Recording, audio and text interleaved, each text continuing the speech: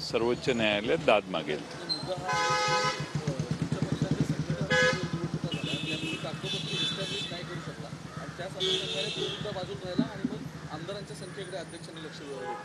संघटनात्मक निवडणुका झाल्या 2018ला झाल्यानंतर 22ला कोविड होतं. त्यावेळी आमच्या निवडणुका आत्ता 22च्या आधी कोविडची परिस्थिती सुधारल्यावर निवडणुका सुरू झाल्या.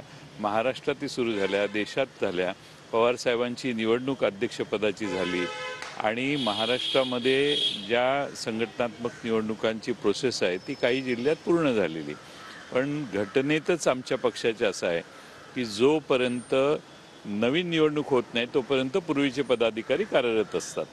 त्यामुळं घटनेत कॉन्स्टिट्यूशनमध्ये जे आहे त्याच्या पलीकडे जाऊन निर्णय होऊ शकत नाही असं मला वाटतं. जो शिवसेनेचा निर्णय दिला गेला अगदी तसाच निर्णय हा आपल्या पक्षाच्या बाबतीतही दिला गेला, कुठलाही बदल नाही, तशाच प्रकारचा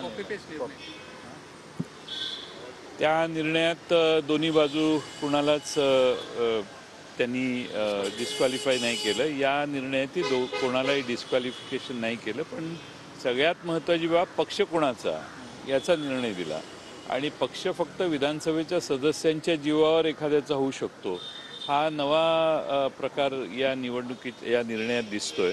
आणि मला खात्री आहे की सुप्रीम कोर्ट हे मान्य करणार नाही, कारण त्यांनी सुभाष देसाई केसमध्ये सुप्रीम कोर्टाने यावर आधीच भाष्य केलेलं आहे. खरं तर मूळ जो विषय आहे अपात्रतेचा विषय आहे आणि अपात्रतेमध्ये कोण अपात्रच होत नाहीत, पात्रच ठरवले जातात दोन्ही पक्षाकडून. दोन्ही कोणीच अपात्र न करणं हा मध्यम मार्ग स्वीकारलेला दिसतोय. कारण या बाबतीत कोणाला अपात्र केलं तर ते सुप्रीम कोर्टात जातील आणि सुप्रीम कोर्ट कदाचित त्यांना म्हणेल की तुमची घाई आहे, महत्त्व आहे, या. पण आता कोणालाच अपात्र केलेलं नाही म्हटल्यावर देर इज नो अर्जन्सी असा देखील विषय होऊ शकतो. या उद्देशाने कदाचित असे निर्णय झाले असतील आणि अपात्र झालं तरी त्यांना परत निवडणुकीला उभं राहता येतं अशी साधारणपणाने व्यवस्था आहे. 10 शेड्यूल खाली अपात्र झाल्यावर पुन्हा त्यांना लगेच निवडणुकीला दुसऱ्या दिवशी उभं राहता येतं. त्यांनी काढलेला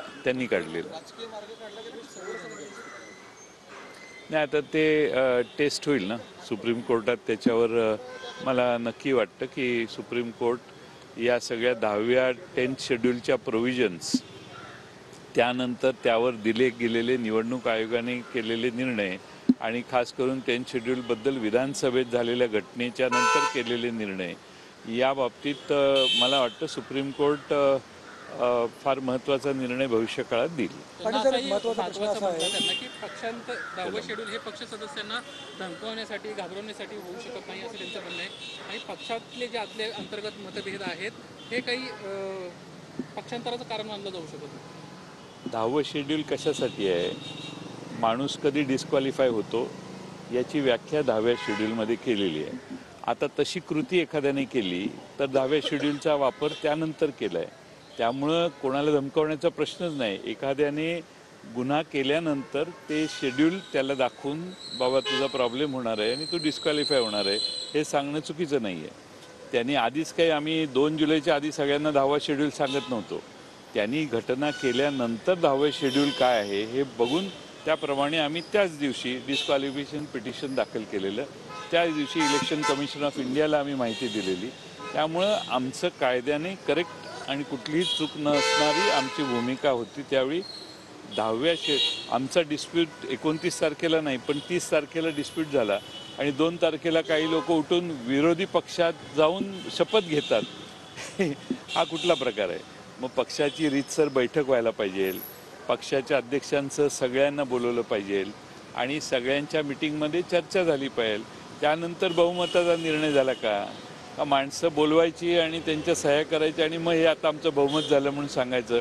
बहुतेक जणांना काय कशावर सही करतो हे त्यावेळी माहीत नव्हतं असं काहींनी विधानसभेच्या अध्यक्षांच्या समोर आपल्या साक्षीत सांगितलेलं आहे. पाटील साहेब, एक महत्त्वाचा प्रश्न असा आहे की जो आता निर्णय आलेला आहे त्या संदर्भात तुम्ही सुप्रीम कोर्टामध्ये जाणार आहात. शिवसेनाही सुप्रीम कोर्टामध्ये आहे, त्यांचा मार्चला निर्णय येणार आहे. पण त्यापूर्वी लोकसभेच्या निवडणुका लागत आहेत, तुमचं चिन्ह अजून आलेलं नाही आहे. त्यामुळे तुमचा निर्णय सुप्रीम कोर्टामध्ये कधी लागेल? लोकसभेच्या निवडणुकीला तुम्ही काय म्हणून पुढे जाणार आहात? हा महत्त्वाचा प्रश्न. काही महत्त्वाचा प्रश्न नाही. लोक फार हुशार असतात. शरद पवार साहेब जिथे उभे राहतील तिथं तो पक्ष. एकदम फार क्लॅरिटी आहे लोकांच्या मनात. फक्त आमची अपेक्षा ही आहे की निवडणूक आयोगाने या गोंधळातून लवकर, आता त्यांनी 27 तारखेपर्यंतची मुदत देऊन राज्यसभेसाठी आम्हाला राष्ट्रवादी काँग्रेस पक्ष, शरदचंद्र पवार या पक्षाचं नामकरण वापरायला परवानगी दिलेली आहे.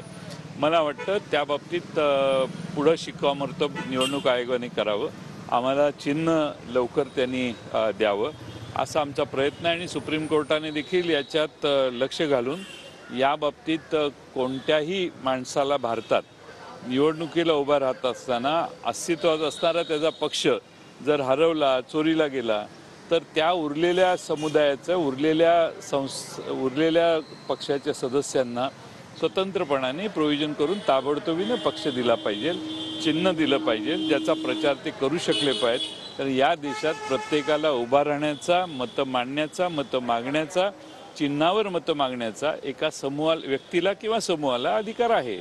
29 जूनची जी बैठक आहे, आपल्या वकिलांना हे स्पष्ट केलं होतं की अशी काही बैठक झाली नाही, त्याचे कुठले पुरावे नव्हते किंवा माध्यमांमध्ये त्याच्या बातमी आल्या नव्हत्या. बऱ्याचशा गोष्टी सिद्ध झालेल्या होत्या 30 जूनच्या बाबतीत. 30 जूनची बैठक किंवा एकत्रित मिटिंग झालेली हे प्रूव्ह झालेलं नव्हतं. किंबहुना त्याबद्दल दिलेली उत्तरं जर तुम्ही रेकॉर्डवर बघितली तर ती रेकॉर्डवर उत्तरं तुमच्या लक्षात येईल की दुसरी बाजू ते सिद्ध करू शकलेलं नाही. हम इस फैसले के बारे में सुप्रीम कोर्ट में जाएंगे और सुप्रीम कोर्ट में हम न्याय की अपेक्षा रखते हैं. वैसा ही फैसला है.